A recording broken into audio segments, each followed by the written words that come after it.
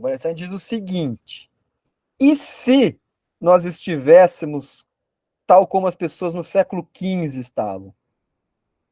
Só leu o Modern World System, volume 1, que vai fazer 50 anos.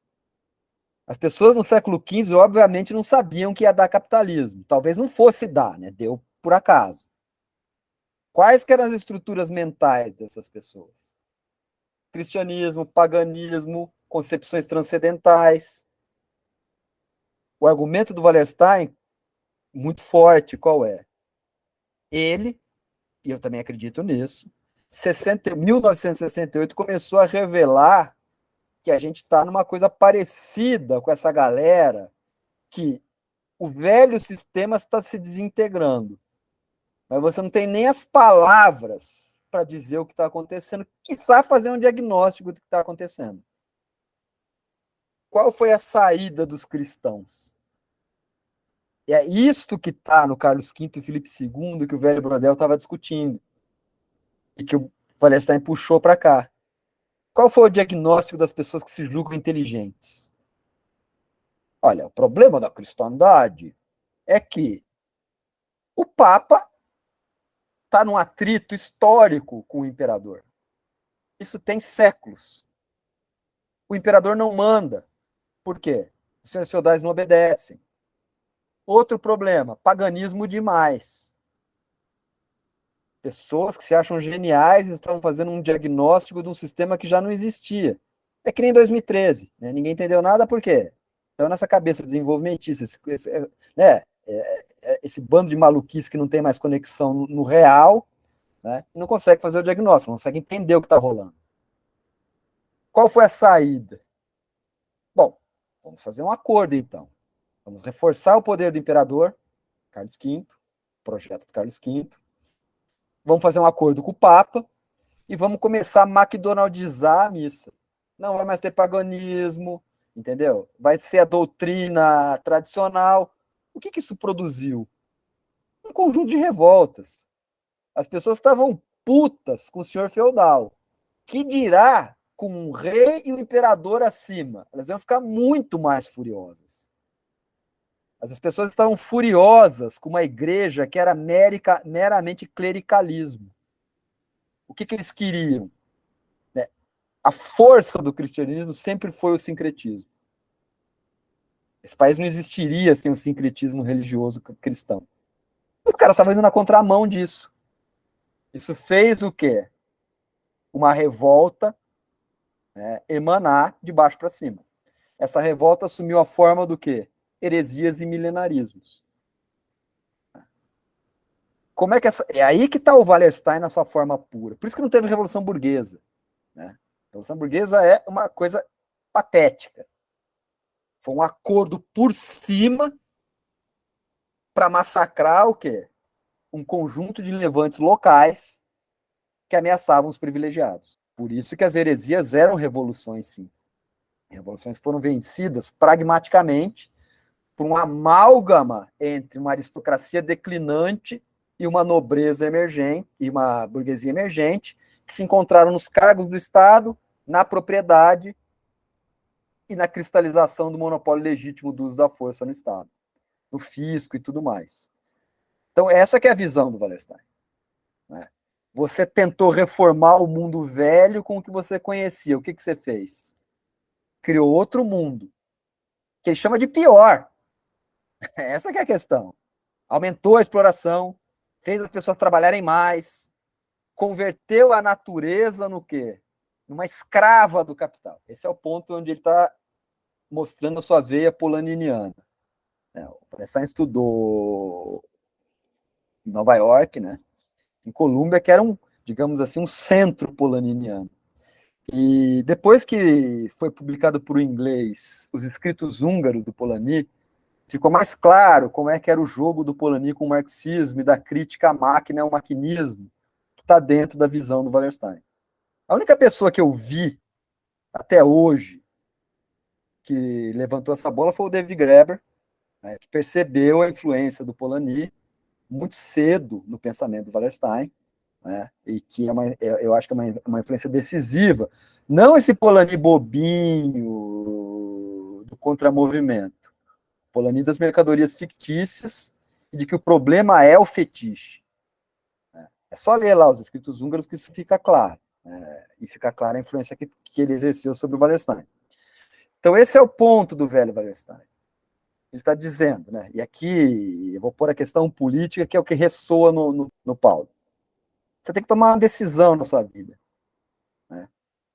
Ou você acredita que esse sistema é manobrável, a hegemonia chinesa vai resolver essa coisa toda, né?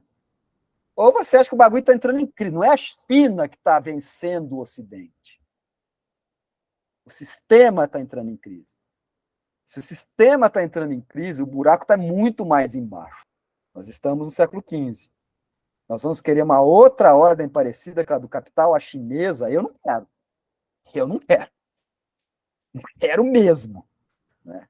Esse é o ponto. É um pouco que o Arantes está dizendo. Olha, filho, não dá para usar os critérios dos anos dourados. Os anos dourados acabaram. Os anos dourados são engraçados por quê? Aquele pessimismo que veio com a guerra, com entreguerras, foi banhado no quê? Num renascimento do otimismo. E duas visões escatológicas, que eram as mesmas, pareciam competir. A tirania leninista, né, e a farsa wilsonianista. Dois projetos de história que eram a mesma coisa. Forças produtivas e o que mais? O ponto central da modernidade, para voltar no nosso assunto, é que, olha, a princípio, ser moderno é pedir pela revolução, não é? Afinal, você está legitimando o mundo pelo novo. Só que tem um ardil. E aí que é a genialidade do Wallerstein. Se você admite a normalidade da mudança, a mudança é cooptável pelo sistema.